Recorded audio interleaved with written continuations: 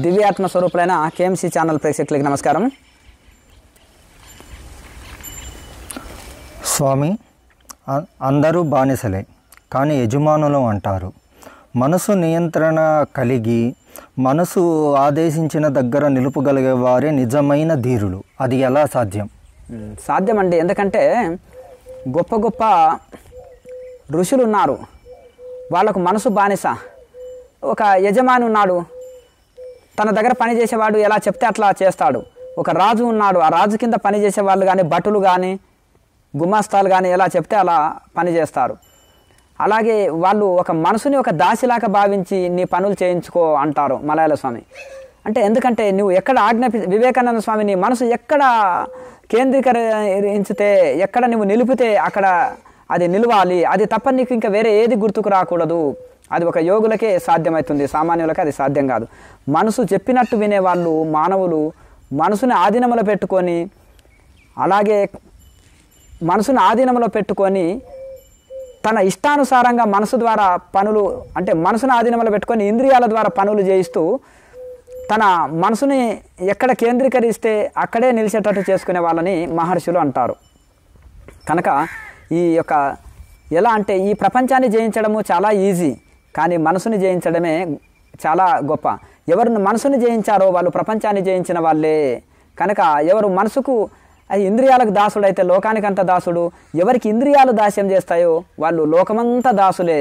అందుకని దాసోహం స్వామీజీ మహారాజు అంటారు. ఎందుకంటే వాళ్ళు ఇంద్రియాలని దాస్యం చేయించుకున్న మహనీయులు రమణ మహర్షి, రామకృష్ణ పరమహంస, మలయాళ స్వామి, దయానంద సరస్వతి, శంకరాచార్యులు ఇలా చెప్తుంటే మహానుభావులకు అందరికీ దాసోహం, మీ దాసున్నండి, దాసోహం మహాప్రభు, నేను గురువుకు దాసుని, నేను భగవంతునికి దాసుని అని ఎలా అంటారంటే వాళ్ళు ఇంద్రియాలని దాస్యం చేయించుకుంటారు. కనుక ప్రపంచమంతా వాళ్ళు దాసులుగా మారిపోయారు వాళ్ళకి.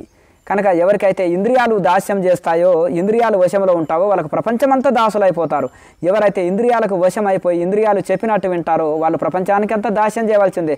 మనకు ఇప్పుడు అవసరాల నిమిత్తము కళ్ళు తృప్తి చెందాలి, మనము ఒక సినిమా చూడాలంటే ఎంతో దూరం వెళ్ళాలి.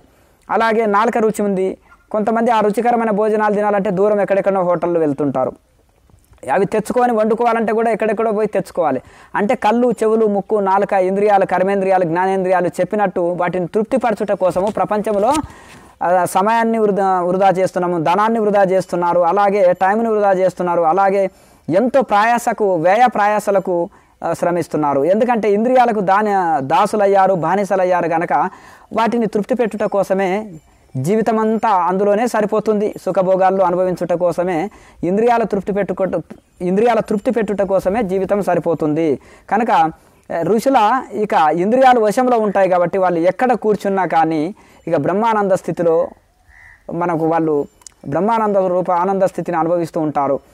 అంటే ఈ భౌతికమైన ఆనందాలు ఎన్ని అనుభవించినా ఇంకా వెళితే ఈరోజు ఎంత సుఖభోగాలు అనుభవించినా మళ్ళీ రేపు కాదు, వద్దు అని అన్నది మనసు.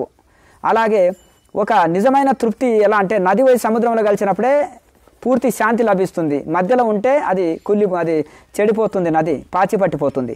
అలాగే ఇక మనసు జీవాత్మని పరమాత్మలో ఐక్యం చేసినప్పుడే నిజమైన శాంతి తప్ప ఆ లోపల మనకు నిజమైన శాంతి ఉండదు. ఈ చిన్న చిన్న ఇంద్రియాలతోటి మనసుని తృప్తి పెడితే మళ్ళీ కోరికలు పెరుగుతుంటాయి. అగ్నిలో కట్టెలేసే కొద్దీ మండుతుంది, కట్టెలేకపోతే చల్లారిపోతుంది. అలాగే కోరికలు అనుభవించే కొద్దీ కోరికలు పెరిగేటివే కానీ తరిగేటివి కావు. కనుక ఇంద్రియాల్ని తృప్తి పెట్టాలని చూసేవాడు అగ్నిలో కట్టెలు వేసేవాడే. అలాగే ఎవరైతే నిజంగా ఇంద్రియాల్ని జయం పొందాలంటే యమ నియమాలు పాటించి, ఆహార నియమాలు పాటించి చక్కగా నిరంతర ఆత్మవిచారణ, ఆత్మధ్యానంలో లీనమైపోయి ఈ మనసునే లయం చేసే ప్రయత్నం చేసేవాళ్ళు ఉత్తములు.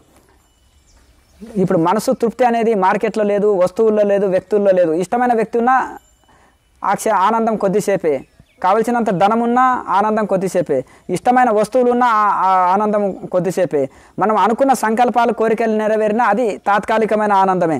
శాశ్వత ఆనందము, పర్మనెంట్ ఆనందం మనకు కావాలంటే అది నిజంగా మనసు లయమయ్యి దైవంలో మనసు లీనమైనప్పుడే నిజమైన ఆనందము, సమాధి స్థితి ద్వారానే అది నిజమైన ఆనందము మనం పొందగలుగుతాం. ఇంకా ఇవన్నీ భౌతికమైన సుఖాలు, కారు, బిల్డింగులు, డబ్బులు, ఆస్తులు, పాస్తులు ఇవన్నీ ఎవరికి లేవండి. అవన్నీ ఉన్న వాళ్ళంతా తృప్తిగా ఉన్నారా? అవి లేని వాళ్ళేమో ఇవి లేవని ఏడుస్తారు, ఉన్న వాళ్ళేమో అన్ని ఉండి కూడా ఏడుస్తారు. ఎందుకంటే అవి నిజమైన శాంతి ఇచ్చేటివంటే వాళ్ళు అవి ఉన్నవాళ్ళు హ్యాపీగా ఉండాలి. లేని వాళ్ళు అవి ఉంటే నేను హ్యాపీగా ఉంటానని భ్రమపడతారు. కానీ అవి ఉన్న వాళ్ళకు తెలుస్తుంది ఇవి నిజమైన శాంతినివ్వవు అనేది వాళ్ళు స్వయంగా తెలుసుకుంటారు సంపన్నులు. కనుక చాలామంది నాకు ఇది ఒకటి ఉంటే చాలండి, ఉద్యోగం లేదు అదే అశాంతిని ఇస్తుంది, పిల్లలు లేరండి నాకు అదే శాంతిని ఇస్తలేదు, నాకు పెళ్లి కాలేదండి అందుకని అశాంతిలో ఉన్నాను, నాకు ఆరోగ్యం సరిలేదండి అశాంతిలో ఉన్నాను, నాకు ఇది లేదు అది లేదు ఇది లేదు అనేది చూస్తారు తప్ప అది కాదు అసలైంది. అంటే మనసులో వెళుతుంది. కుండలో రంధ్రం పడింది, ఆ నీళ్లు నిలవవు, అన్ని కుండలో నీళ్ళు వెళ్ళిపోతుంటాయి. ఆ కుండని ఎప్పుడైతే సిమెంట్ తోటి సీల్ చేసినామో ఇంకా నీళ్లు పోవన్నమాట. అటువంటిది ఒకటే కుండకు, దేహం అనే కుండకు 10 రంధ్రాలు ఉన్నాయి, 5 కర్మేంద్రియాలు 5 జ్ఞానేంద్రియాలు. వీటి ద్వారా జ్ఞానం అంతా నష్టం జరుగుతుంది. కనుక ఇంద్రియాలని అంతర్ముఖం చేసుకుంటే జ్ఞానం అనేది స్థిరంగా ఉంటుంది. ఆ కుండకుండే 10 రంధ్రాలని లాగ్ చేస్తే కుండలో ఉండే నీళ్లు స్థిరంగా ఉంటాయి. కనుక కుండనే దేహము, అందులో ఉండే నీళ్ళే జ్ఞానం, ఈ రంధ్రాలే విషయవాసనలు ఇంద్రియాలు. కనుక ఈ విధంగా మనం ఈ ఇంద్రియాలని అంతర్ముఖం చేయాలి, ఆ కుండ రంధ్రాలని లాగ్ చేసేయాలి, అప్పుడు నీళ్లు స్థిరంగా నిలుస్తాయి. ఈ ఇంద్రియాలని అంతర్ముఖం చేస్తే జ్ఞానం స్థిరంగా ఉంటుంది, లేదంటే జ్ఞానం అంతా నశిస్తుంది అనమాట. కనుక ఇంద్రియాలని తృప్తి చూసేవాడు ఎండమావుల్లో నీళ్ళ కోసం పరిగెత్తేవాడు, అలాగే ఇంకా రకరకాలుగా ఇదనమాట. కనుక ఈ ఆనందం కోసము బయట పరిగెత్తుతలేదు, అది మన లోపలనే ఆత్మ నుంచే వస్తుంది ఆనందము. ఇంద్రియాలు తృప్తి పడ్డాయనుకో మనసు కాసేపు బయటికి పరిగెత్తకుండా నిలకడ చెందుతుంది, అప్పుడు ఆ శాంతి కలుగుతుంది. ఒక సంకల్పం నెరవేరింది, ఒక కోరిక నెరవేరింది, ఒక ప్రమోషన్ వచ్చింది, ఒక కారు కొన్నాము, ఒక డబ్బులు వచ్చినాయి, లక్కీ లాటరీ తగిలింది, ఈ చిన్న అప్పుడు తాత్కాలికంగా మనం అనుకున్న సంకల్పం నెరవేరినప్పుడు మనసు నిశ్చలంగా నిలుస్తుంది. అప్పుడు మనకు శాంతి ఆనందం కలుగుతుంది. కానీ వస్తువు ఇచ్చింది అనుకుంటున్నాం ఆనందం, ఈ వస్తువు కాదు. మనలో కోరిక నెరవేరడం వలన మనసులో ఉండే వెల్తి ఒకటి తగ్గిపోయింది, ఆ మనసు కాసేపు నిశ్చలం చెందింది, మళ్ళీ శాంతిగా ఉన్నాము, కొద్ది శాంతి లభించింది, మళ్ళీ మనసులో కొత్త కోరికలు పుడతాయి, మళ్ళీ ఆ శాంతి ప్రారంభమవుతుంది. కానీ యోగులు ఏం చేస్తారు, ప్రాణాయామం వలన ధ్యానం వలన మనసుని సహజంగానే అంతర్ముఖం చేసినప్పుడు అది సహజ ఆనందము, అది ఏమి ఇచ్చిపుచ్చుకునేది లేదు, లేనాదేనా బంధు ఫిర్బీ ఆనందం, అది ఇచ్చిపుచ్చుకునేది లేని ఆనందం కాదు, అది సహజ ఆనందము యోగులకు లభిస్తుంది అనమాట. కనుక ఎవరైతే మనసుని అంతర్ముఖం చేసి ఎక్కడ అంటే అక్కడ స్థిరం చేసి నిలపగలుగుతారో, ఒక పని చేసినప్పుడు పనే ధ్యానము, అలాగే ఎక్కడంటే అక్కడ స్థిరంగా నిలపగలుగుతారో అట్టి వాళ్ళ బుద్ధి స్థిరంగా ఉంటుంది, అట్టి వాళ్ళ జ్ఞానం స్థిరంగా ఉంటుంది, అట్టి వాళ్ళే నిజంగా అన్ని జయించిన వాళ్ళు. కానీ మనసుని గాలికి వదిలేసి వాటికి బానిస అయిన వాళ్ళు నిజంగా కూడా ప్రపంచానికి అంత బానిసలే, వాళ్ళు నిజంగా కూడా బానిసలే. మనసుని వశం చేసుకున్న వాళ్ళే నిజమైన యజమాని, నిజమైన ధీరులు. మనసుకు ఆధీనమైన వాళ్ళందరూ కూడా ఇంద్రియాలకు బానిసలు, ప్రపంచానికి బానిసలని దీని యొక్క అర్థం అన్నమాట.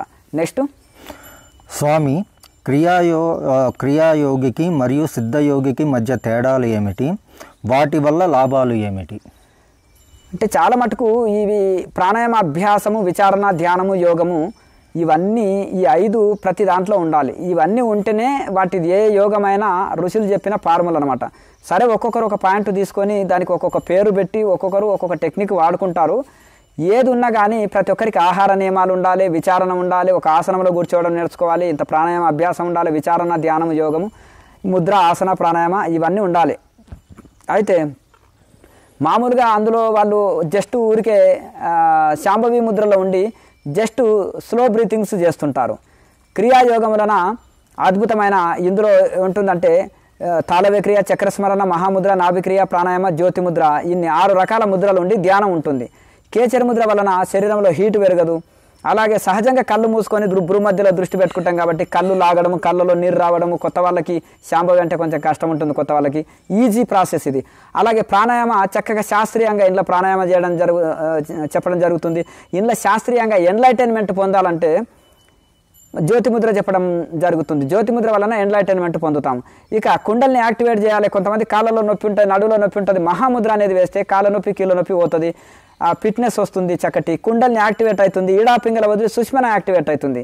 కనుక ఇంట్లో ఒక శాస్త్రీయమైన ఒక హఠయోగ, రాజయోగ, మంత్రయోగ, లయయోగంలోని మెయిన్ పాయింట్స్ని మనకు అందించి గురువులు అందించారు. కనుక ఇదొక శాస్త్రీయమైన పద్ధతి క్రియాయోగం. చాలా క్రియాయోగంతో ఇతర యోగాలు దేన్ని పోల్చడానికి లేదు, ఎందుకంటే మిగతావి అన్ని ఓన్ పార్ట్. ఇక కొంతమంది జపమే చెప్తారు, కొంతమంది ప్రాణాయామ చెప్తారు, కొంతమంది ధ్యానమే చెప్తారు, కొంతమంది విచారణ చెప్తారు, కొంతమంది పూజలే చెప్తారు, కొంతమంది భక్తి చెప్తారు. ఇవన్నీ విచారణ, ధ్యానము, యోగము అన్నీ కలుస్తాయి.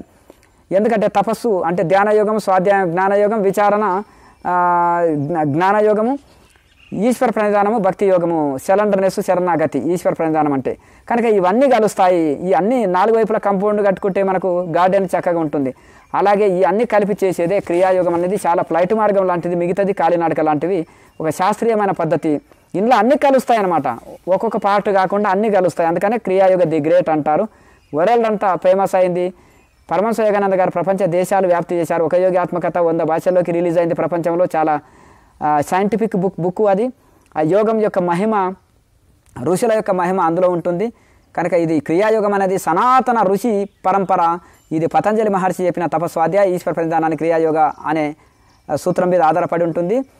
కనుక ఇది పతంజలి మహర్షి అందించారు. ఆయన కంటే పూర్వం ఉపనిషత్తు ఋషులు అందించారు. తర్వాత పతంజలి మహర్షి, తర్వాత బాబాజీ మహారాజు నుంచి పరంపరగా అందింది. ఇది చాలా శాస్త్రీయమైన పద్ధతి. ఇది అన్నీ ఉంటాయి కలిపి కనుక. అందుకనే ఇది గ్రేట్. ఎందుకంటే అందుకనే గ్రేట్. నెక్స్ట్ స్వామీజీ, మిగతా మీరు చెప్పిన మిగతా యోగాలు ఏంటంటే కళ్ళు పైకెట్టుకొని శాంభవిలో పెట్టుకొని దీర్ఘ శ్వాసక్రియలు చేస్తారు. ఇందులో దీంతో చాలా అంతర్ముఖంగానికి చాలా టైం అవుతుంది. కుండల్ని యాక్టివేట్ కావాలంటే, ఎన్లైటన్మెంట్ కావాలంటే కాలినడక లాంటివి ఈ మార్గాలన్నీ. ఇక కనుక ఇవి క్రియాయోగం అనేది ఫ్లైట్ మార్గం లాంటిది అనమాట. ఇక మిగతా సాధనలో 360 రోజులు చేస్తే ఏ ఫలితం పొందుతుందో క్రియాయోగంలో 1 రోజులే అది ఆ ఫలితం పొందుతుంది. ఇది ఫ్లైట్ మార్గం కనుక. ఇప్పుడు కాశీకి 6 నెలలు పడుతుంది నడిచిపోవాలంటే, ఫ్లైట్లో పోతే గంట సేపట్లో పోతాం. అట్లా క్రియాయోగం అనేది స్పీడ్గా ఉంటుంది, శాస్త్రీయంగా ఉంటుంది, సైంటిఫిక్ మార్గం అనమాట. ఇతర యోగాలు దీంతో సాటి రావు. అందుకనే ఋషులందరూ చేశారు. రాముడు, కృష్ణుడు చేశారు, ఋషులు చేశారు, దేవి దేవతలు చేశారు, చాలా అందరూ ఋషులు చేశారు. ఇది ఉపనిషత్తు ఋషులంతా చేశారు. ఇది శాస్త్రీయమైంది, ఋషి పరంపరతో కూడిందనమాట క్రియాయోగం. నెక్స్ట్ స్వామీజీ, కంఠం నుండి శ్వాసను వదలటం ఎలా? మేము ప్రాణాయామం చేస్తున్నప్పుడు ముక్కు నుండి వదులుతున్నాము. ముక్కు ద్వారా తీసుకొని ముక్కు ద్వారానే వదులుతామండి. కానీ భావనాయుక్తంగా మూలాధారం నుంచి పైకి లాగినట్టుగా సుష్మనాడి నడిపించినట్టు భావన చేయాలి. ముక్కులోని గాలి ముక్తికి తోవయ అంటారు వేమన యోగి. ముక్కులో తీసుకునే గాలి శ్వాస ఎలా మోక్షానికి దారి అవుతుంది, ముక్తికి దారి ఎలా అవుతుందంటే, ఈడా పింగళ నడిస్తేనేమో అది అధోగతి. సుష్మన నడిపించినప్పుడు మోక్షం నాడి, అది సరస్వతి నాడి, జ్ఞాన నాడి, మోక్ష మార్గము అంటారనమాట సుష్మన నాడి. ఎవరైతే సుష్మన నాడిలో ప్రాణం వదులుతారో ఆ నాడిగుంట, సుష్మన నాడిగుంట ప్రాణం వదిలితే అదే ఉత్తరాయణము, అదే మోక్ష మార్గము, అదే మోక్ష మార్గం అనమాట. ఉత్తరాయణం మోక్ష మార్గం. అలాగే ఈడా పింగల్లో దేహం వదిలారనుకో అదే దక్షిణాయనం. కనుక అది మోక్షానికి అడ్డంకు. అలాగే కనుక ఈ సుష్మన నాడి ఓపెన్ కావాలంటే ప్రాణాయామ చేయాలి. ఒకే రోజులో పీజీ పిహెచ్డి చేయలేరు, డాక్టర్, ఇంజనీర్ ఎవరు కాలేరు. కనుక చేయగా అది ప్రాక్టీస్ అవుతుంది. కనుక అభ్యాసం కూసు విద్య, రోజు ప్రాక్టీస్ చేయాలి. కనుక ఎవరైతే ఈడా పింగళ వదిలి సుష్మనని యాక్టివేట్ చేసుకోవాలంటే సుదీర్ఘమైన సాధన చేయాలి. సత్తు దీర్ఘకాల నైరంతర్య కనుక ఈ విధంగా సత్తు దీర్ఘకాలము ఎల్లప్పుడూ కొనసాగించాలి. కనుక అలా కొనసాగించడం వలన ఇది సమాధి స్థితి కలుగుతుందన్నమాట. కనుక ఎప్పుడంటే దీర్ఘకాలం అంటే సతు అంటే ఎల్లప్పుడూ దీర్ఘకాలము, ఒకరోజు చేసి ఒకరోజు వదలకూడదు.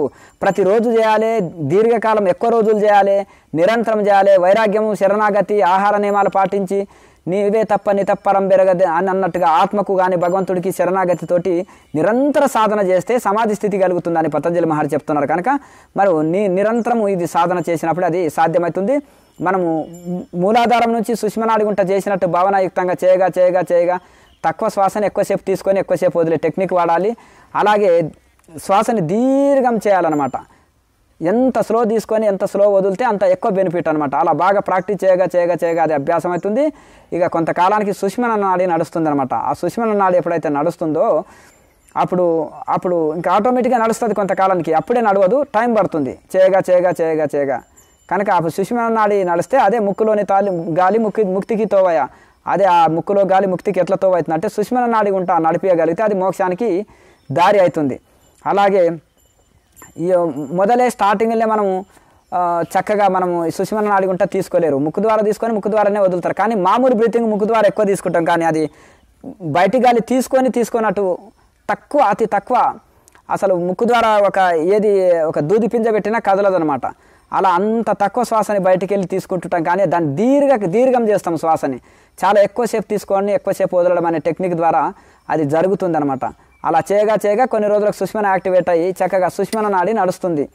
అలా ముక్కు ద్వారా తీసుకొని ముక్కు ద్వారా వదులుతాం, కానీ ముక్కు ద్వారా సామాన్యులు తీసుకున్నట్టు కాదు, తక్కువ తీసుకుంటాము, తక్కువ వదులుతాము, కానీ లోపలనే నడిపిస్తుంటాం అట్లా. అది కనుక ఇంకా కొన్ని రోజులకు తీసుకున్నట్టే అనిపించదు, లోపల నడిచినట్టే ఉంటుంది. ఇంకా కొంతకాలము క్రియ చేస్తే నిష్క్రియ స్థితి లభిస్తుంది, నిష్కామ కర్మ చేస్తే నైష్కర్మ స్థితి లభిస్తుంది, క్రియ చేస్తే నిష్క్రియ స్థితి లభిస్తుంది అనమాట.